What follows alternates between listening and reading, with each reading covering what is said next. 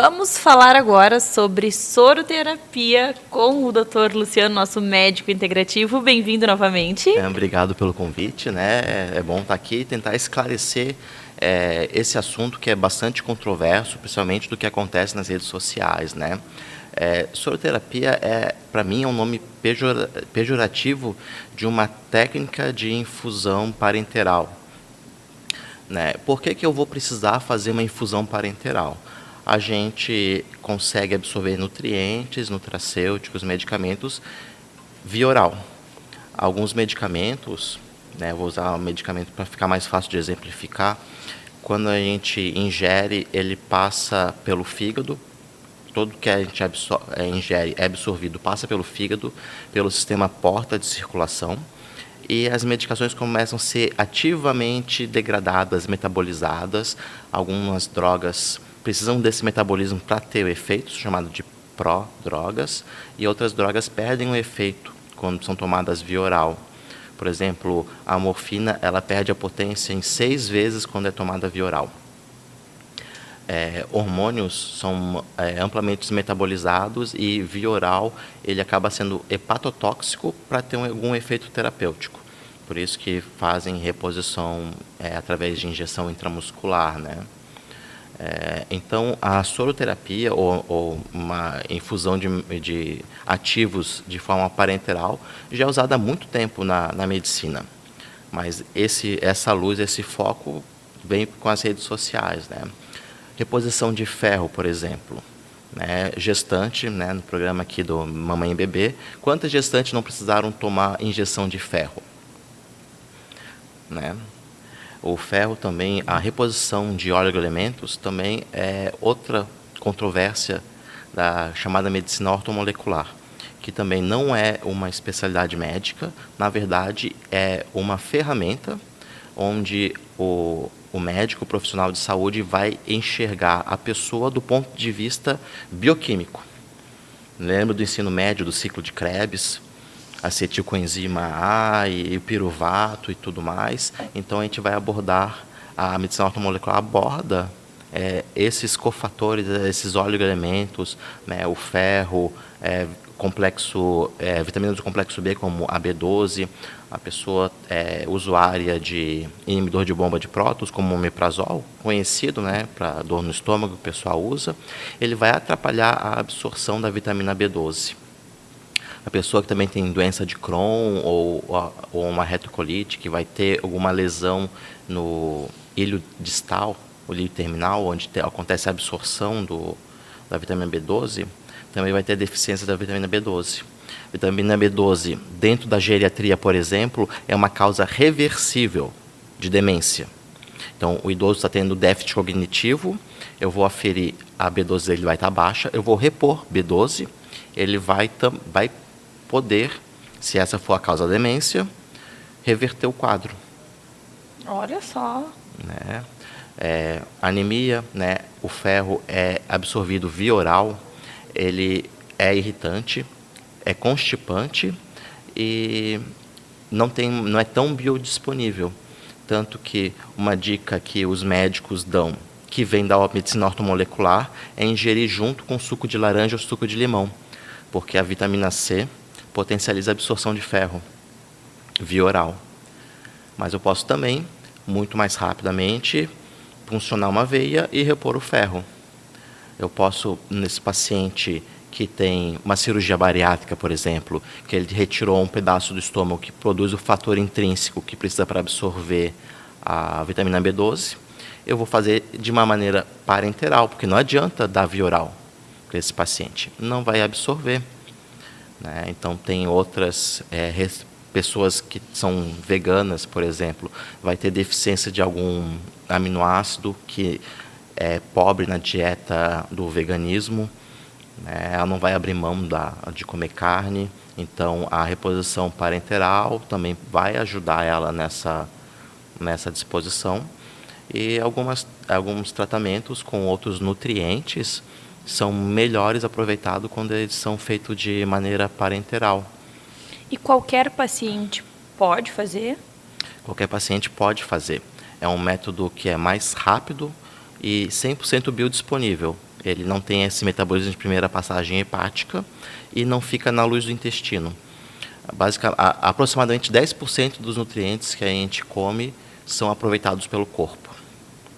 Tanto que a gente vai comparar a vitamina Vioral e a ampolinha da vitamina injetável, a concentração, a dose que tem em miligramas é 10 vezes menor, porque não precisa de tudo aquilo que tem no Vioral para ser absorvido. E de quanto em quanto tempo é indicado fazer?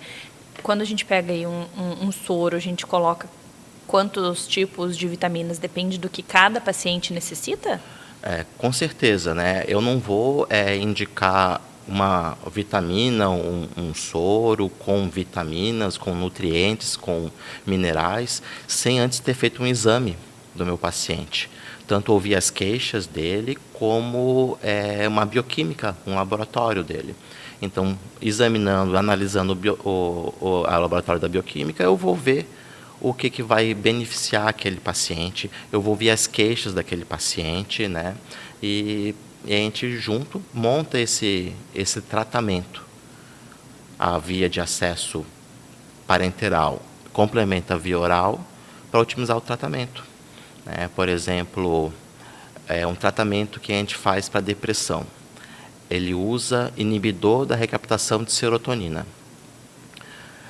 Eu posso dar a matéria-prima para o corpo produzir a serotonina para potencializar o efeito desse medicamento que eu estou dando e posso diminuir a dose do medicamento que eu estou dando. Então, eu consigo otimizar e personalizar o tratamento com uma reposição de nutrientes, seja ele via oral ou seja ele endovenoso. Endovenoso eu vou ter uma resposta mais rápida e mais eficiente. Então, é interessante a gente falar que qualquer doença, qualquer sintoma pode ser tratado por um médico integrativo. E aí a gente vai a fundo, vai descobrir o que precisa para, de uma forma saudável. Dentro da medicina integrativa, a gente vai analisar os aspectos tanto biológicos quanto ambientais que está inserido esse paciente. Eu gosto muito do exemplo que a gente usa na medicina integrativa de um aquário com peixe. O peixe está doente, eu dou remédio para o peixe e ele fica bom. Ele volta a ficar doente, eu dou remédio para o peixe e o peixe fica bom. Eu vou ficar dando remédio para o peixe até quando? Eu vou perceber que a água do aquário está suja. A água do aquário suja está deixando o meu peixe doente. O que eu tenho que fazer para o peixe ficar bom? Dar remédio para o peixe ou limpar o aquário? Limpar o aquário, com certeza. É o que a gente fala, por exemplo, eu tenho uma crise de enxaqueca, eu tomo remédio e passa. Aí no outro dia eu tenho de novo. E assim vai, passa um mês. Eu tenho que achar a causa. O que está causando essa enxaqueca? Isso. Se eu vou tomar remédio, daqui a pouco dá uma gastrite. Além de procurar encontrar a causa da enxaqueca, o paciente vai ter que estar disposto de abrir mão daquilo que desencadeia a enxaqueca para ela ficar livre da enxaqueca. Nossa, essa foi forte. E aí, está disposto a largar o que está te causando a sua dor, a sua doença? Né? Doutora, adorei. Obrigada por todas as informações, por dividir tanto conhecimento e até uma próxima.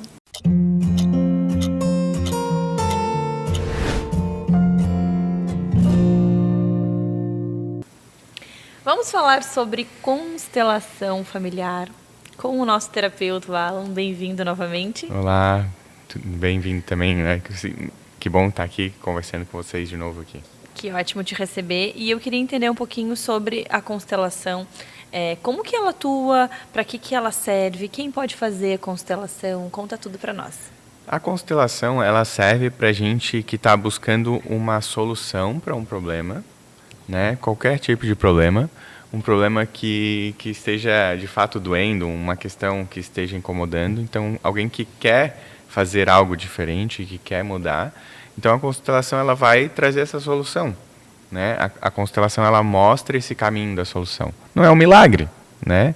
Mas muitas vezes a gente ressignificando dentro de nós várias coisas, isso já muda muita coisa e vai nos convidar a trilhar um caminho, né?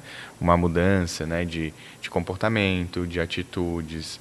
Então a constelação ela justamente vai fazer isso, assim, de tu olhar para aquela dor, aquela questão, através do teu campo, né? Então, na prática, o que é a constelação, né? Pode ser em grupo ou individual, mas a diferença é só os representantes, né? Que no grupo, os representantes que vão ficar ali, que vão representar essa situação, são as pessoas no grupo, e no individual são os bonecos, né? Que a gente chama de âncoras, tanto as pessoas quanto os bonecos. Então, eles vão representar as situações e vai mostrar para você, né, na tua alma, porque de fato na tua alma tu já sabe aonde que tu está conectada. Porque que tem aquela questão, porque que eu como demais, porque que eu sou ansioso, ou porque que eu não consigo prosperar. Eu tenho alguns porquês dentro da minha alma que já sabe. Então a constelação ela vai evidenciar isso e vai dar consciência para isso. E a gente daí, a partir disso, pode fazer escolhas, né, de continuar nesse padrão ou de mudar esse padrão. Né? Muitas vezes a gente vê, e o filho, eu acho que o filho traz uma questão muito grande, porque começa a interagir dois padrões, né, o do pai e da mãe, que são padrões herdados e são diferentes. Né? Então, vocês aí que têm filhos sabem, né, que às vezes a forma de criar de um é diferente da forma de criar do outro. Né? Isso já gera conflito. Né? E às vezes a gente aprendeu assim, né? Então a gente vem carregando isso e às vezes a gente não consegue perceber, porque a gente está falando assim, se tu olhar para tua mãe e ver os padrões que tu repete, é fácil, alguns conseguem enxergar, mas se tu olhar para 3, 4, 5 gerações atrás, tu nem conhece as pessoas, né? Tu nem sabe o que elas faziam, mas isso está dentro da tua alma. Então são questões inconscientes. Então, normalmente, a constelação vai para questões que a gente está ali, tentando fazer, tentando mudar, e não consegue mudar. Né? Então, ela vem para dar esse caminho de solução que a gente tanto busca para os nossos problemas. Né? E quando a gente pensa aí nesses problemas, qualquer situação que a gente esteja vivenciando, seja no casamento, seja na vida pessoal, como você falou, prosperidade, saúde, a gente pode constelar qualquer situação. Qualquer situação, até a empresa pode constelar, até um terreno. Né? Eu já constelei um terreno que estava no inventário e eles não conseguiam vender. Então a gente fez a constelação, viu o que tinha ali e 2, 3 semanas depois eles conseguiram vender. Então, porque às vezes essas amarras, né, essas coisas que ficaram encrencadas lá atrás, elas impactam em nós. Né? Então, tanto o relacionamento, né? Porque o relacionamento vai impactar muito nesses padrões. Por exemplo, eu, Alain, como pai, como foram esses homens pais? Eu carrego isso dentro de mim. E agora eu, Alain, como você, esse pai homem? Né? Então, isso tudo está ligado nessa... E às vezes a gente olha num olhar simplista, assim, né? De, não, o meu marido não me ajuda. Mas será que ele sabe? Será que eu dou espaço? E não é dando mais problema para a mãe, não é isso. Mas que talvez ele não saiba ser pai. Né? Talvez ele tenha que aprender, e daí às vezes tem o comportamento dele que faz ele se esconder mais ainda, então o masculino dele está enfraquecido e tudo mais. Então a constelação ela vai trazer isso, vai evidenciar essas coisas e aonde que está o ponto, aonde começou isso. Né? Porque, na verdade, a gente conhece o problema, Sim. A gente sabe, né, que tem um problema, que tem alguma coisa desajustada ali, e aí a gente só segue o fluxo e deixa aquele problema ali, sendo que ele te atrapalha todos os dias. Por que não buscar ajuda, né? Sim. Por que não ir atrás da solução desse problema para ele parar de te incomodar e tu conseguires ter uma vida melhor? Sim. E a gente às vezes sabe o problema, sabe a solução, sabe o caminho, mas não consegue. Porque às vezes não está no nosso consciente, né? A gente está no nosso inconsciente, tem questões inconscientes atuando ali para que a gente continue nesse padrão. Porque é uma forma, às vezes, da gente honrar, que a gente acredita que a gente está amando esses que fizeram assim lá atrás. Então, às vezes, meu bisavô não era escravo, por exemplo. Então, tinha uma vida sofrida. Então, eu acredito que eu tenho que viver uma vida sofrida aqui. Então, às vezes, eu não produzo dinheiro. Às vezes, eu dificulto as coisas, faço com que as coisas sejam mais difíceis. Então, às vezes, não está no saber. Então, a constelação vai além do saber. Por isso que, às vezes, a gente tem um desafio muito grande de explicar o que é. Por isso que eu digo, a melhor forma de conhecer a constelação é participar de um grupo. Você pode participar só para ir lá assistir, olhar, ver como é que funciona, né? E ver assim, né, como é que acontece, como é que você se sente, porque a partir disso, os representantes ali são como se fossem antenas, eles vão captar esse campo. Então, eles vão mostrar o que aquela pessoa naquele lugar estava sentindo, ou ela vai fazer um movimento, e daí a pessoa vai entender, isso é constelação. Porque, às vezes, se eu falo, né, eu brinco com as pessoas que vão lá conhecer, eu falo, se eu falasse que isso ia acontecer, talvez isso nem viesse, né, porque parece uma coisa meio doida, né? Parece assim, não tem uma explicação. Mas tem, né? Só que não é uma explicação lógica cartesiana que a gente está acostumada, né? Então, quando a gente olha para esse campo e vê e começa a ver o invisível, né? Isso que a gente não está vendo, que está atuando sobre nós, então isso pode liberar alguma coisa. Olha só que legal. E é bem isso, né? A gente não está acostumado, a gente não foi desde sempre preparado para esse universo. E hoje a gente tem esse conhecimento e muita gente tem preconceito. E por isso que é interessante realmente os grupos, porque daí tu não precisa estar ali, tu só está observando o que está acontecendo. E aí, de repente, tu te identifica e tu consegue ver as mudanças, né? As coisas que vão acontecendo. E aí, de repente, tu traz isso para ti. Sim, porque na verdade, no fundo, a tua alma sabe o que está atuando, sabe ao que tu está conectado. Então, tu sabe, não conscientemente, a que tu está se conectando. Então, a constelação ela só vai, digamos assim, expressar através das pessoas, através dos bonecos, isso que já está acontecendo na tua alma. Então, ela só vai colocar luz, né? Só vai trazer para a consciência aquilo que já acontece. Então, não é nada além. Isso já está dentro de ti. Tu já está conectado àquela situação. Tu já está conectado àquele familiar. Tu já está repetindo aquela história. A tua alma já sabe que tu está fazendo isso por amor. Mas a constelação vai possibilitar que tu encerre esse ciclo. E entenda que talvez aquele foi o destino dele e o teu destino é outro. Né? Eu sempre digo que uma coisa que a constelação sempre traz a nossa vida pode ser muito mais fácil porque a vida dos nossos pais foi desafiador. Então, eu quero que o meu filho tenha uma vida muito mais fácil e eu quero que ele seja melhor que eu, que ele seja um melhor homem que eu, porque eu entreguei até aqui e ele segue daqui para frente, não precisa voltar. Então, é nesse lugar que a gente vai com a constelação para desvendar, né, isso que está ali, esse problema que está ali se repetindo. Eu adorei. Obrigada por dividir tanto conhecimento e até a próxima. Bom, até uma próxima.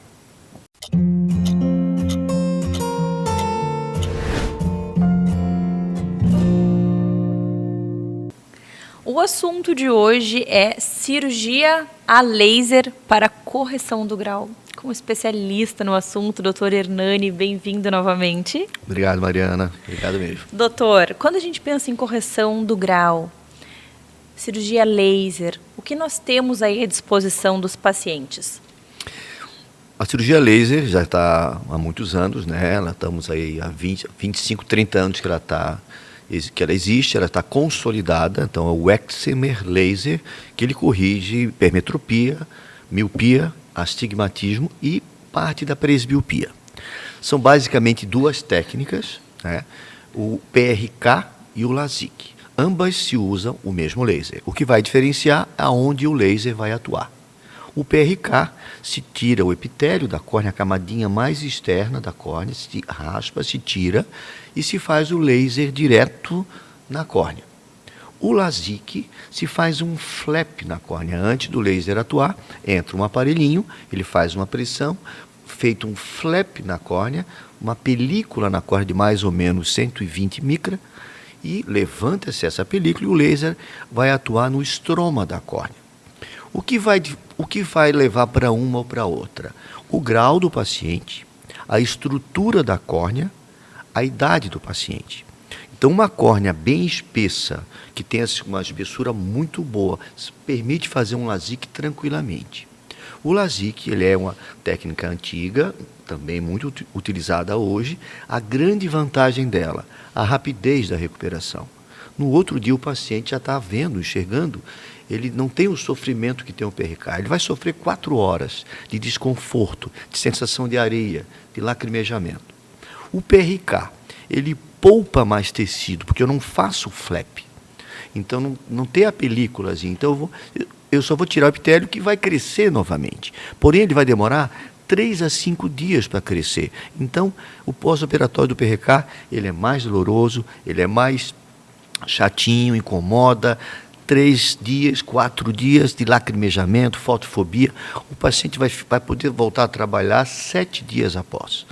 Mas ela é uma cirurgia que poupa mais tecido. Então, ambas técnicas têm a sua indicação. Aí cabe ao colega médico, né, ao médico selecionar a melhor técnica para cada caso. É aquele atendimento individualizado, né? Dependendo de exames, enfim, para saber qual é a técnica melhor para a cirurgia sair, ok. Sobre tempo de cada cirurgia, elas regulam? Tempo semelhante às duas. Não tem diferença? Não vai mudar muita coisa quanto a tempo cirúrgico. Processo aí pós-operatório, pré-operatório, perdão. Pré-igual, pós-operatório, o LASIK mais rápido, requer um cuidado maior para não traumatizar o olho, para não deslocar o flap. O PRK, a recuperação é mais lenta, uns 7 dias, tá? O PRK. E quando a gente pensa na idade, eu já ouvi pessoas dizendo que quando a gente opera muito cedo, depois volta e não dá para operar de novo. O que é mito, o que é verdade aí? Eu quero informação de estudo científico nos mostrando. A idade para começar a cirurgia, 18 anos, tá? Algumas escolas mais conservadoras usam 21. O mais importante é tu ter domínio do doente, conhecer a história dele. Se tu tens o histórico dele, tu está acompanhando o paciente, e se em 1 ano ele não aumentou mais de que meio grau, ele é um candidato à cirurgia, tá? Acima de 18 anos. Então, assim, quanto à chance de voltar ao grau, não depende muito da idade, não, tá? Isso, pegar um paciente com 20 anos, um com 30, a chance é mais ou menos semelhante, tá? Os jovens, a gente tenta hipercorrigir um pouquinho, ou seja, corrigir um pouquinho a mais para deixar já uma gordurinha, sabe, aquele plus, porque ele tem mais tempo de vida pela frente, né, teoricamente. Mas assim, eu não vejo, na minha experiência, muita mudança, não, quanto à chance de voltar a grau pela idade. E existe casos do paciente operar 2 vezes o mesmo olho? Existe o retoque, se o paciente tem uma boa estrutura, se a córnea dele tem boa espessura, ele pode fazer 2 retoques, até 3, mas a gente sempre procura evitar, né? O percentual de retoque gira em torno de 5 a 7%. Tá? Baixo. É baixo. Doutor, quando a gente pensa em cirurgia do grau, essas são as 2 técnicas que nós temos à disposição? Existe algum outro tipo de tratamento, de cirurgia, enfim? Existe, Mariana. Isso a gente está falando em técnicas superficiais, que vai trabalhar na córnea. Mas tem córnea que não dá para fazer a cirurgia. Ou ela é muito fina, ou ela é irregular, que o laser não pode atuar nessa córnea. Então aí vai para dentro do olho. Aí são as lentes intraoculares, que crescem muito, tá? Que elas podem ser lentes fásicas, ou seja, que não se tira o cristalino, são lentes que se coloca em cima da íris ou atrás da íris, em cima do cristalino, e ele é preservado, tá? Ou as cirurgias que se troca o cristalino. Os pacientes acima de 50 anos estão tendo essa tendência.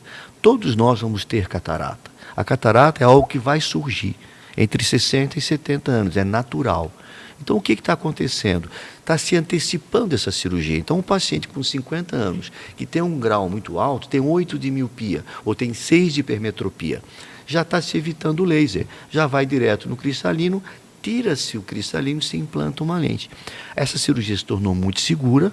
Com o avanço da tecnologia, a precisão no cálculo dessa lente está muito grande, ou seja, a chance de corrigir totalmente o grau, inclusive com lentes hoje, as mais atuais, são as lentes trifocais, que no mesmo olho vai dar boa visão para longe, para perto, intermediário. Então existe uma tendência a se migrar para dentro do olho, tá? E os graus, claro, mais baixos, os pacientes mais jovens, ainda vai continuar o laser. Então essa é uma opção lá para pessoa que já está na terceira idade. 50 anos para frente, já está tendo uma tendência a migrar para implante das lentes intraoculares. E é uma cirurgia tranquila, demorada? Ela passa o laser 3, 4 minutos por olho, vai passar para 8 a 10 minutos. Não muda tanto. Não muda tanto, muda que não pode fazer os dois no mesmo dia. Laser a gente pode fazer bilateral. Essa não, tu faz primeiro um olho, uma semaninha recuperou, vai para o segundo olho. E o pós? Pós-operatório exige um cuidado maior, ela é uma cirurgia intraocular, o risco de infecção, de trauma, ela exige um cuidado maior. Mas assim, a gente tem paciente, os meus doentes dessa cirurgia, eu opero às quartas, sábado já estão dirigindo. E é incrível, Mariana, que eu estou há mais de 30 anos nesse mundo da cirurgia refrativa, como está mudando isso. No passado eu operava muito mais laser do que implante de lente. Inverteu. Hoje eu faço muito mais implante de lente do que o laser. Doutor, e essa lente, ela fica no paciente? Para o resto da vida. Nunca mais mexe? As pessoas... está se projetando as crianças agora chegar a 120 anos. Então, essa lente não tem limite. Tu pode colocar num adolescente que vai viver, sei lá, 70 anos e ela vai ficar dentro do olho para sempre. Não se tira essa lente. Adorei. É um futuro, que está caminhando para isso. Adoro essas novidades, como sempre vem tecnologias novas, não é só no digital, na medicina, e isso é muito importante. Exatamente. Por isso que eu tenho aqui no time do Minuto Mamãe Bebê excelentes profissionais para trazer essas novidades para nós. Adorei, obrigada por dividir tanto conhecimento conosco, tanto conteúdo bom, e até uma próxima. Eu que agradeço, Mariana, a oportunidade de estar contigo, tá? E parabéns, tá?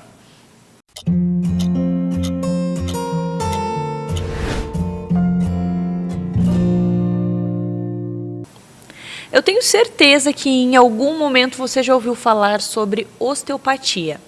Mas o que é? Você sabe certinho o que é? Quem pode fazer? O que acontece em uma sessão de osteopatia?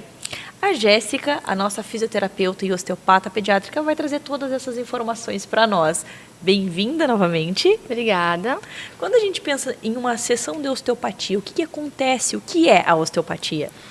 Osteopatia é uma terapia manual, né, e, acima de tudo, uma filosofia que vai interpretar os sinais do corpo e ir atrás da causa do problema, né?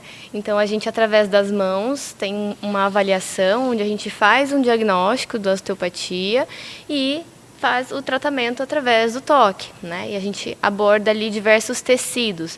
Então, diferente da fisioterapia que trabalha só com a parte musculoesquelética, a gente também trabalha a parte visceral, tem osteopatia que trabalha com o crânio, e aí a gente consegue, então, trabalhar todos os sistemas e integrar esses sistemas, né? O que a língua tem a ver com a postura, o que os olhos têm a ver com a coluna, o que o fígado tem a ver com o ombro. E acredite, através das relações anatômicas, uma parte do corpo se comunica com a outra. E aí a gente faz um caracol ali, desvendando todas as questões, distensionando todos os músculos e trazendo a cura para o paciente, né? Então, a gente, através das técnicas, a gente trabalha como facilitador. A gente abre os caminhos para o corpo se autocurar, porque essa capacidade a gente tem, né? Uma cicatrização que o corpo faz de uma ferida é um processo de autocura, né? Uma gripe que às vezes vai embora sozinha é um processo de autocura. Então, é um dos pilares que sustentam a filosofia da osteopatia, né? A gente estimular a autocura do nosso corpo. Sensacional, por isso que eu sou tão apaixonada. E quando a gente pensa aí na osteopatia, qualquer pessoa pode ser um paciente? Qualquer pessoa pode ser um paciente. Qualquer idade? Qualquer idade. Não tem restrição. Não tem restrição e não tem a idade para começar também, né? Na Europa é muito comum ter um osteopata dentro da maternidade, já para prevenir as primeiras queixas do bebê, né? E aqui, com alguns dias de vida, muitas vezes eu vou até a maternidade aqui, ou atendo essa mãe saindo da maternidade, porque os profissionais já diagnosticam ali uma dificuldade na amamentação, uma tensão na mandíbula, no pescoço, né, do bebê, e já encaminham. Então, o quanto antes, melhor. Mas a osteopatia abrange todas as idades, adulto, velho, homem, mulher. Que legal. Para a gente dar uma pincelada, quais são as doenças, as causas mais comuns que você atende, que pode ser tratada através da osteopatia? Dentro da osteopatia pediátrica, as principais queixas do bebê, né? Então, as dificuldades na amamentação, as preferências, né? Os torcicolos, as queixas de desenvolvimento em geral, refluxos, gases, disquesia, as famosas cólicas, né, constipação, então todas as queixas relacionadas ao que a gente até ontem considerava normal, né? Não, a gente sabe que são comuns dentro da pediatria, porém a gente já tem um tratamento para isso. Tudo que causa aquele choro do bebê, que faz com que a casa vire o caos, que a mãe já tentou de tudo e não sabe mais o que fazer, com aquela cólica, com aquele refluxo, tudo isso pode ser tratado com osteopatia. Exatamente. Então a gente foge um pouco daquelas queixas comuns, né, que o fisioterapeuta só atende. Dentro da pediatria, por exemplo, o desenvolvimento motor, né, ou então dentro de uma classe adulta ali, idosa, só uma dor no ombro, só uma dor na coluna. Não, a gente atende também refluxos em adultos, né, dor de cabeça, labirintite, gastrite, né, todos esses outros sintomas que envolvem a medicina também. E sempre com técnicas manuais. O teu equipamento são as tuas mãos. Exatamente. Não tem, porque às vezes a gente pensa assim, o fisioterapeuta, eletroestimulação, alguns equipamentos. Na osteopatia, o teu equipamento é a tua mão. Dentro da osteopatia pura, sim, né? O que acontece é que alguns osteopatas acabam, né, tendo outras técnicas. Então, faz uma ventosa, faz um agulhamento, né, uma eletroterapia. Porém, isso não é osteopatia. A osteopatia é diagnosticada através das mãos, né, segundo a filosofia que abrange a osteopatia. E aí, como que funciona esse primeiro momento? A mãe chega para uma primeira consulta com a queixa dela, com a dor dela, né, relacionada ao bebê. Está acontecendo isso com o meu bebê. E aí tu faz uma anamnese, conta tudo para nós como que é esse primeiro contato. Sim, a gente vai conversar, entender todas as causas, né, como é que foi essa gestação. Lembra que é importante a gente saber, né, dentro dos primeiros 1000 dias de vida, que vai desde a concepção, o que aconteceu nessa gestação, como é que foi a posição do bebê, como é que ele nasceu, como foram os primeiros dias, como é a rotina, né, a gente fala sobre a amamentação, sobre as queixas que esse bebê vai trazer, que essa família está trazendo, né. Depois a gente passa para o exame. Então, a gente observa os movimentos do bebê, então, através dos movimentos do bebê, o bebê não fala, né? Mas ele se movimenta, e é através dos movimentos do bebê que a gente vai identificando, às vezes, uma região mais tensa, que tem menos movimento, que tem menos dobrinhas, né? Então, a gente faz uma avaliação, uma inspeção ali do movimento e global do bebê, e depois a gente realiza alguns testes, né? Então a gente coloca em algumas posturas, vê quais são as respostas motoras, testa os reflexos, faz uma avaliação da cavidade oral, né? Vê como esse bebê está sugando, vê como esse bebê está mamando. E dentro da mesma sessão, eu já inicio um ou outro tratamento ali, né? Uma outra técnica para poder já ver algum resultado. E o bebê, ele responde muito rápido. Então, normalmente, as queixas, por exemplo, de torcicolo, né? O pescocinho que não vira para um lado, no final da sessão já está virando. Então, algo muito rápido mesmo. E aí, esse pai sempre sai com orientação para casa, seja de uma atividade, né? Seja de um reposicionamento, seja de uma estimulação que precisa ser feito ali para também manter essas condutas, né? E esse bebê, ele pode ser atendido por mais de uma situação, por mais de uma causa? Você fala na mesma sessão? Num tratamento, quando, por exemplo, primeiro momento era o refluxo. E aí passou um tempo e aí a gente percebeu que ele tinha também alguma outra situação. Ele pode fazer mais de uma sessão e para várias situações. Muitas vezes a mãe vem com uma queixa e aí sai de lá vendo também que ele tinha isso e aquilo, né? É muito normal uma tríade que é o torcicolo acompanhada do refluxo e da disquesia. Então, o bebê que sofre de refluxo, que tem muitos gases e que só vira a cabeça para um mesmo lado. Então, isso é muito comum. E aí a gente acaba... Às vezes, a mãe nem percebeu que ele não estava virando a cabeça, mas, né, via o refluxo e tinha a queixa dos gases. E quando vê, ele sai melhor de tudo, né? E eu sempre falo também sobre o desenvolvimento. Então, sempre tem essa questão também para a gente tratar. Que legal, então é aquilo, né? Vai por um motivo e já aí com as suas mãozinhas mágicas o bebê já sai ajustadinho em todos os setores, né? Que legal. Adorei. Obrigada por dividir conosco tanto conhecimento, tanto conteúdo. Se você gostou, se você quer entender um pouco mais, se você quer saber se o seu bebê precisa de uma avaliação de um osteopata, de um atendimento, entra no Instagram do Minuto Mamãe Bebê, procura a Jéssica lá, a nossa osteopata. Ela posta muito conteúdo. Marca uma sessão com ela, eu tenho certeza que você vai tirar todas as suas dúvidas, né? É isso aí, muito obrigada. Até a próxima. Até.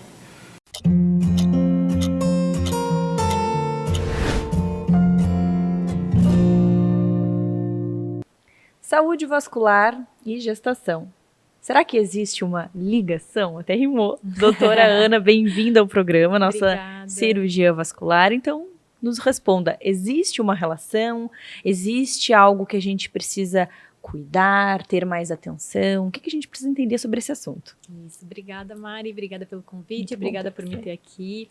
Esse é um tema que eu gosto muito de falar, é um tema super importante, porque, afinal, durante a gestação, a gente tem várias mudanças no nosso corpo, né? Então, a gente tem toda a adaptação do nosso corpo para receber aquele bebê, e a nossa circulação também sofre, né, com isso. Então, a gente tem aí vários sintomas que podem surgir, e é uma informação super importante, porque eu tenho muitas pacientes, muitas amigas, né, que só quando estão grávidas que começam a ter alguns sintomas, e aí vem as dúvidas, né, o que eu faço, o que eu posso usar, o que eu não posso usar, é normal, né, então é um tema bem, bem rico, um tema muito bom pra gente explorar hoje.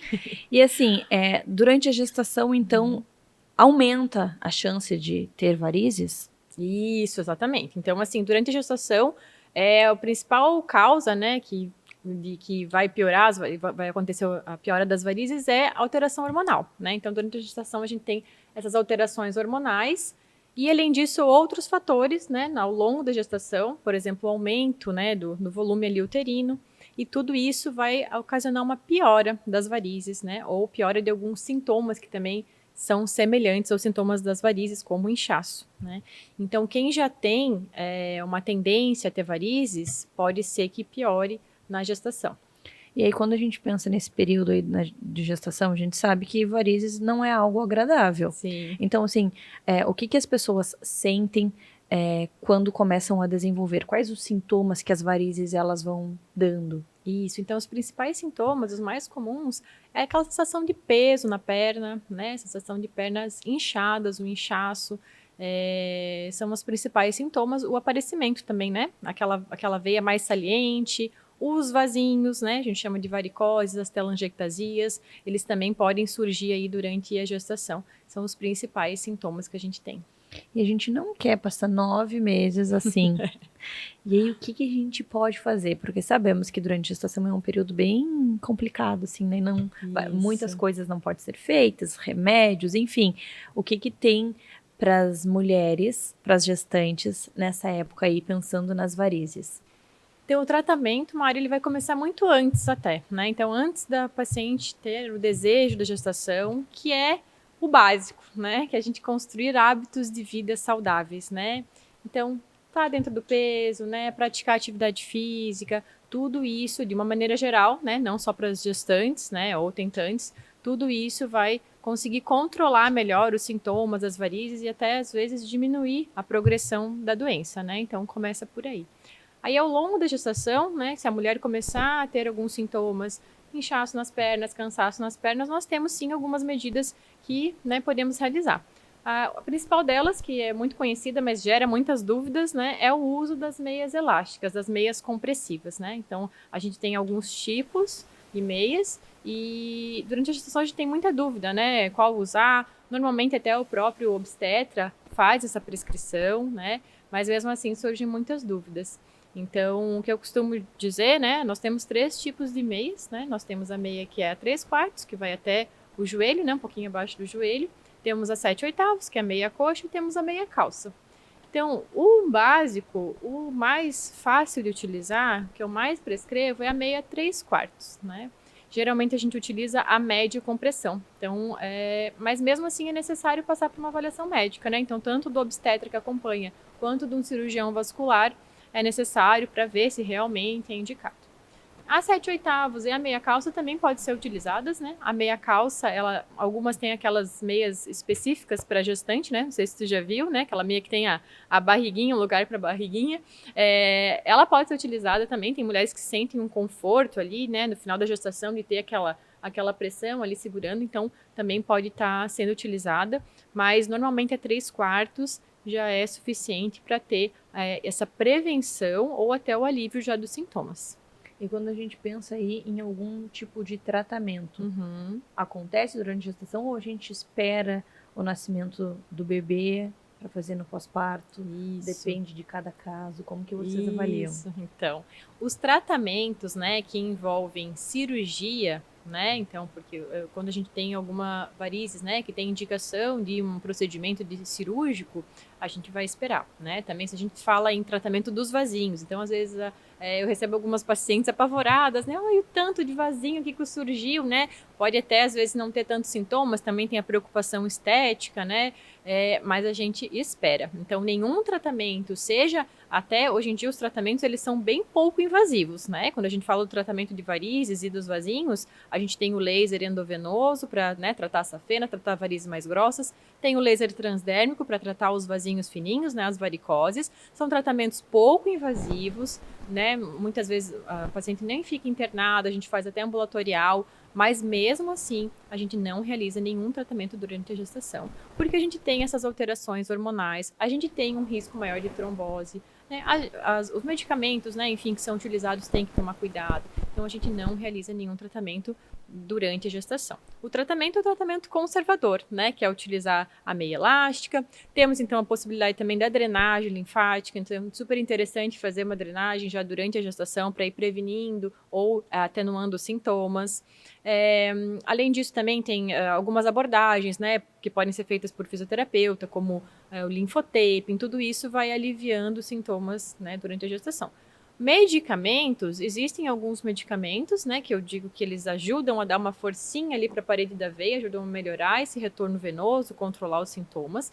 Eles até podem ser utilizados mais ali no final da gestação, em casos selecionados. Então, após uma avaliação bem criteriosa, alguns medicamentos são até liberados, então, mas a gente usa com muita cautela. E os tratamentos aí a gente deixa para depois. Quando a gente pensa nesse depois, quanto tempo depois do pós-parto? Isso, então depois, para fazer os tratamentos é no mínimo 3 meses, tá? Quando a gente fala nos vasinhos, tá? Um tratamento ali do consultório, no mínimo 3 meses. Idealmente esperar 6 meses. Eu espero 6 meses. Quando as minhas pacientes vêm, eu falo, vamos esperar aí uns 6 meses. A amamentação em si não é uma contraindicação, afinal a gente até estava falando sobre isso, né, Mari? Às vezes a gente tem uma amamentação por um período mais longo, então como é que, né, a mulher às vezes vai ficar por alguns anos amamentando, né, e não vai tratar suas varizes. Então a amamentação em si não é uma contraindicação, porque a mulher às vezes pode, né, prolongar, mas claro que naquele início você está com a amamentação mais intensa, tem que restringir mais o uso de medicamentos, então a gente espera 6 meses, além desse motivo, né, pelo motivo até que nesses primeiros meses a gente tem uma alteração hormonal, então o nosso corpo está tentando se reorganizar do ponto de vista hormonal, né? Então, nos primeiros 45 dias mesmo, ali após o parto, a gente tem um maior risco de trombose, né? Nesse período pós-parto, muito mais até do que no parto em si. Então, lógico, ninguém faria esse tratamento, né, nesse período ali do puerpério, mas a gente está organizando, né, o nosso corpo do ponto de vista hormonal. Então, muitas vezes, muitos desses vasinhos, eles regridem, né? Então, por isso que a gente até espera esse período de 3 meses, 6 meses, porque às vezes esses vasinhos, eles regridem, aí os que sobrarem, aí a gente vai lá, vai avaliar, vai planejar o tratamento e vai realizar o tratamento, né? Tem muitas mulheres que até sobem e não se incomodam com isso, né? Mas aquelas que já tinham os vasinhos antes, ou já tinham varizes mais grossas antes da gestação, né? Aí dificilmente vai regredir completamente. Aí a gente tem que partir para um tratamento. Perfeito, adorei. Obrigada por dividir tanta informação e conhecimento conosco e até a próxima. Ótimo. Até a próxima, Mari.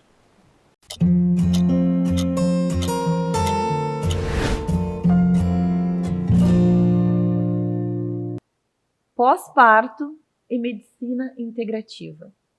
Uma relação, quem vai nos explicar é o Dr. Otávio, nosso médico integrativo. Bem-vindo ao Minuto Mamãe e Bebê. Muito obrigado, agradeço o convite. Muito bom ter você aqui para falar sobre esse assunto super importante, que é o pós-parto, o momento em que as mães não se olham e precisam de uma ajuda, pensando em vitaminas, suplementação, enfim. Então, conta para nós um pouquinho desse olhar para a mulher no pós-parto e a medicina integrativa. Como que funciona essa ligação? Sim, é um tema muito importante, porque, na verdade, é o momento mais importante, né, e de maior felicidade, que é o nascimento de um bebê para a vida da mulher, né?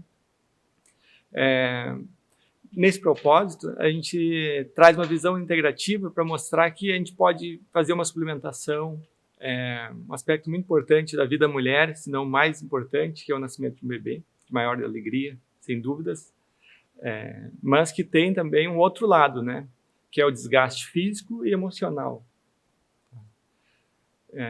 Nesse momento, é importante a gente integrar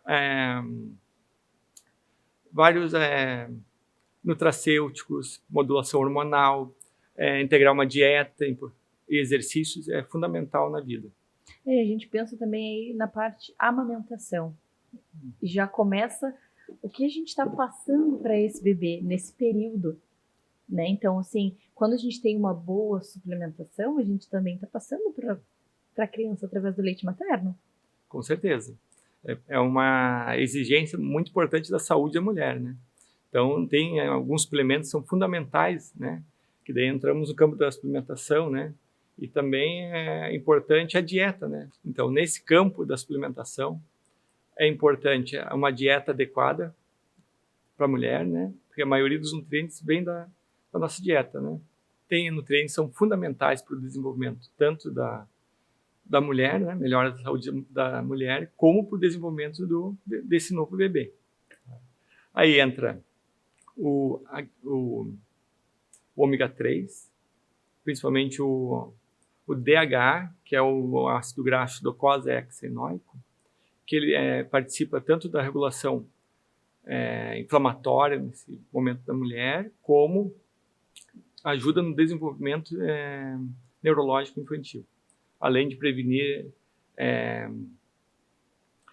transtornos de ansiedade na criança, como transtorno do espectro autista e o próprio TDAH, que é da ansiedade. Quando a gente pensa aí nessa suplementação no pós-parto, a gente encontra com vocês lá na clínica protocolos prontos, individuais. Como que é feita essa abordagem com essa mulher? Ela vai até vocês e ela vai passar por uma anamnese, exames de sangue. Como que vocês montam esse protocolo para cada paciente? Então, com certeza. Cada ser é único lá na clínica, né? A gente avalia uma bateria de exames para ver como é que está a saúde de minerais, de hormônios e de vitaminas, e assim oferecer uma melhor suplementação. Um outro elemento fundamental é a modulação hormonal, tá? Porque a mulher, durante a gestação, ela produz muita progesterona. A progesterona é um hormônio que dá um bem-estar, dá uma sensação de relaxamento para a mulher e faz que a passagem da gestação, que é o desconforto da barriga, daquele alterações todo que ocorre, da postural, seja passado com tranquilidade e lembrado como um dos melhores momentos da vida da mulher. Que muitas vezes isso não acontece, infelizmente. A gente fica com muita preocupação, sem dormir, perdendo cabelo, mudanças no corpo, e um momento que era para ser um dos melhores da vida acaba sendo turbulento, sem rede de apoio. Então, a gente saber que tem sim profissionais com essa visão para essa fase dá uma segurança para nós, porque nós merecemos esse cuidado, né? A gente está gerando uma vida, então a gente precisa realmente de profissionais que olhem para nós e que saibam das nossas necessidades, não só, como a gente falou ali, mentais, psicológicas, mas também nutricionais, porque uma coisa está interligada à outra, não está?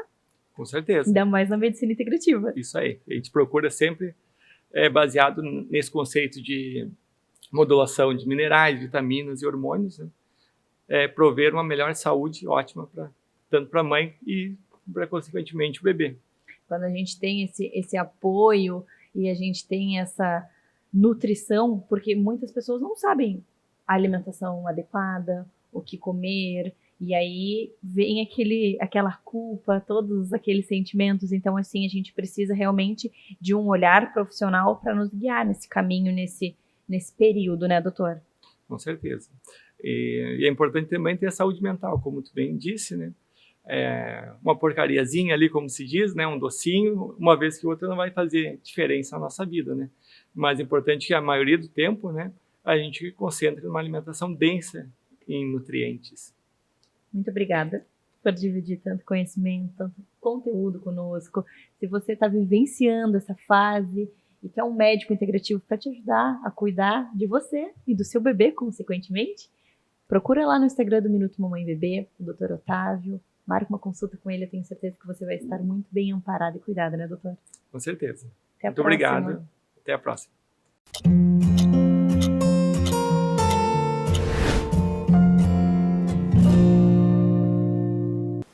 Vou conversar com a Elo, a nossa pedagoga, sobre o método Criança Guia. Elo, que método é esse? Conta pra nós.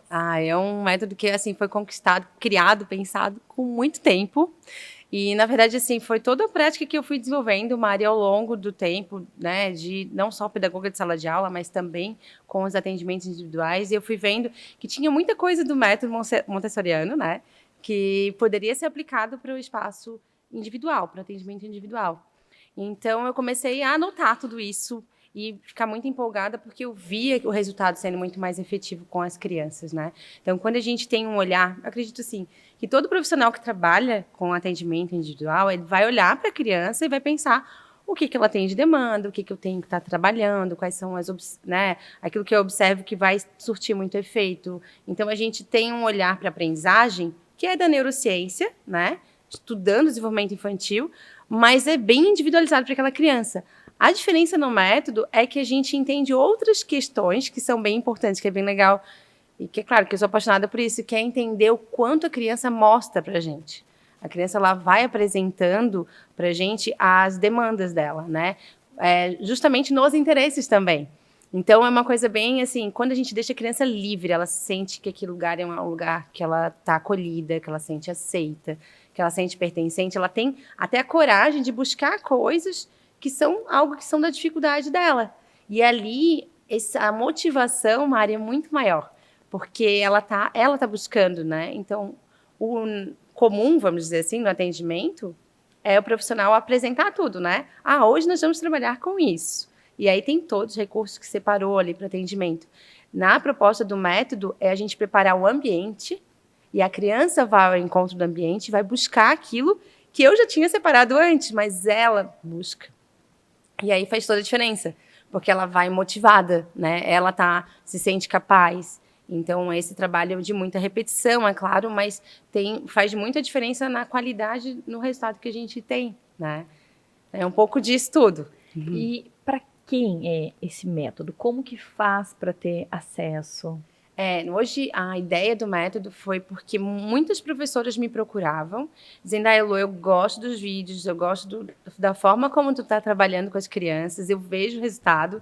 Inclusive, eu trabalhei muito com filhos de professores, né, filhos de médicos, filhos de professores, pessoas que estavam estudando educação, que estavam interessadas em educação e começaram a me procurar porque achavam a proposta do meu trabalho muito interessante. E aí eu pensei assim, eu não quero que isso acabe comigo, né? Eu preciso deixar isso registrado, porque a forma como eu estou fazendo é realmente muito interessante, que é agregar Montessori para essa forma de atendimento individual.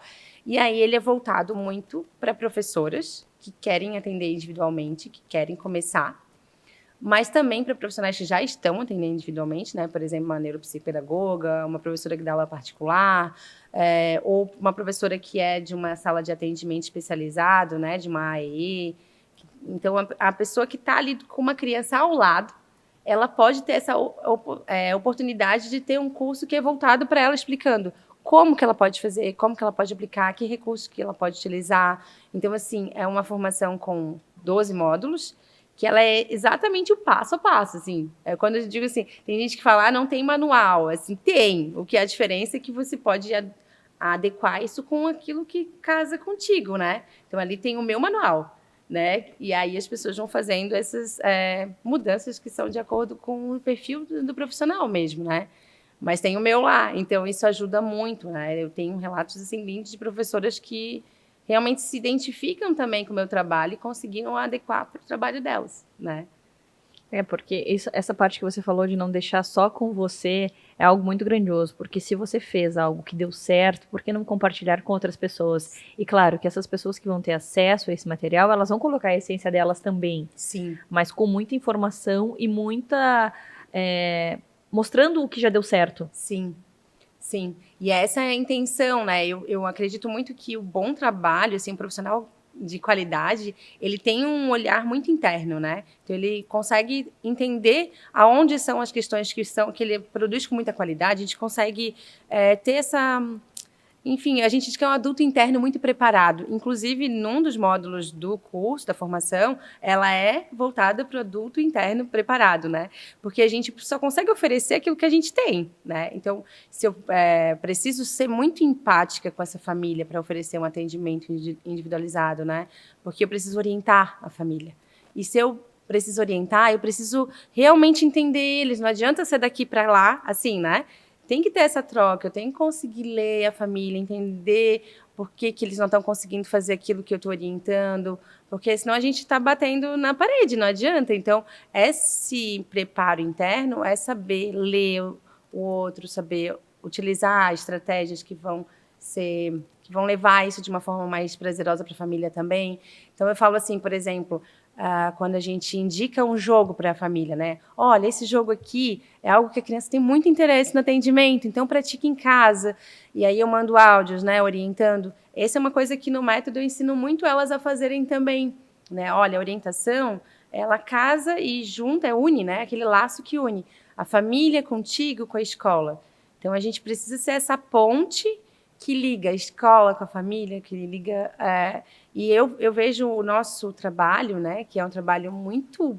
Assim, eu sou suspeita, porque eu sou apaixonada, mas é um trabalho muito bonito porque a gente tem grandes resultados, porque a gente faz as coisas fluírem, né? Não é para travancar, é o contrário, é para fluir, para fazer a escola entender como que ela pode ajudar melhor, né? Então, levar a orientação, a família entender como é que eles podem ajudar mais a criança naquela demanda ali, que sempre vai ter muita influência da família, né? A questão da criança é totalmente um reflexo daquela condição que a família está criando ali, né? Do contexto da família.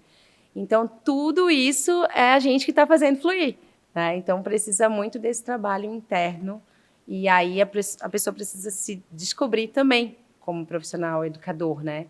E olhar isso com bons olhos, né? E eu acho que eu sou apaixonada pela ideia assim de ser esse lado bom da educação, né? Que a educação muitas vezes é vista com um olhar tão pesado, né? De é difícil, é pesado. E tem profissionais incríveis que conseguem transformar, e a gente tem que focar nesse lado maravilhoso que é a educação, né? Eu acredito que é um divisor de águas, Elô, na carreira de alguém, assim, ter um método de sucesso. A gente sempre fala, eu lembro que quando eu escolhi o jornalismo, meu pai dizia assim, poxa, mas tem tantos jornalistas, e eu sempre disse para ele que eu não ia ser mais uma. Uhum. Então, em toda profissão, a gente pode buscar fazer o diferente. Sim. Uhum. E ser excelente naquilo que a gente faz. Sim, sim, não tenho dúvida disso. Meu pai também falava isso para mim, Mari. Ele sempre falava isso, né? A preocupação de ser mais uma, né? Para que a gente se descubra, eu entendo isso, né? Para que a gente se descubra e possa se colocar ali, né? Fazer algo que tenha a tua cara também. Então, eu acho muito importante quando... a ideia toda de método, né? O MAP é um modelo de atendimento pedagógico. Então, é um modelo. Quando eu falo de modelo, dá esse medo de ser uma coisa engessada, né? De ser uma coisa pronta. Mas é uma ideia, né? É uma ideia. E eu acho, de verdade, que a gente precisa de modelos, né, principalmente na educação, para colocar nossa cara, nosso jeito, mas aquilo é o nosso norte, né? E isso a gente tem um molde, né? E aí, a gente tem a base e aí a gente vai colocando a nossa forma de trabalhar. Isso, Mas a gente tem, isso dá certo, assim tem que ser. Aí você vai se adequando, né? Exatamente. E isso ajuda muito, porque ali é como se fosse um manual para te voltar, né? Então, o MAP tem, além do grupo de profissionais que estão ali no grupo, no WhatsApp, que estão trocando, que estão trocando ideias, respondendo lá nos comentários, estão sempre conversando, que são profissionais que trabalham todos na mesma área e gostam, né? É importante para elas ter essa troca, às vezes até de situações de cotidiano, assim, que não necessariamente é da parte conceitual, de conteúdo e tal, mas é de situações que elas vivem no cotidiano, acabam sendo esses assuntos que mais interessam a gente estar trocando, né? Como é que funcionam as tuas férias? Como é que funciona a forma de pagamento? Então, são coisas do dia a dia que é bom ter esse grupo ali, né? Que se ajuda. E eu chamo que são as maravilhosas, porque elas são mesmo, né? A gente está o tempo todo em contato. E, ao mesmo tempo, tem esse monte de informações ali que são práticas, né? Então, não é informação teórica, é a prática. O tempo todo, assim, é uma aula que tem mais conceito para entender o que eu estou falando ali, de onde vem, até para mostrar que não vem da minha cabeça, assim, né? Porque tudo isso foram estudos que foi agregando, assim, tal educador fala isso tem a ver, olha só, ele está trazendo, aquele neurocientista está falando isso, eu estou trazendo. Então, tem a parte mais de trazer essa parte conceitual, para deixar consistente mesmo, e aí depois vem a aula prática. E a aula prática é eu na mesa mostrando, eu faço assim com a criança. É assim que eu faço. Então, muitas pessoas que são da psicopedagogia falam para mim, eu queria ter conhecido antes. Porque ali eu tenho exatamente como tu faz e é muito legal, porque abre, e todas falando de divisor de águas, eu já estava fazendo de um jeito insegura. Agora eu estou mais segura, porque agora eu estou vendo como é que tu faz também, e aí eu estou aplicando, eu estou vendo diferença. E isso é muito legal, assim, para mim é super... É uma motivação ver que isso vai além, né? Que não fica aqui, né? Então, é bem bacana mesmo. Eu sou muito satisfeita com esse trabalho, assim, tem mexido comigo. Que legal, Elô. Obrigada por nos apresentar, por dividir um pouquinho. Sim. E Eu até a agradeço próxima. muito a presença aqui, Mari. Até a próxima. Até mais.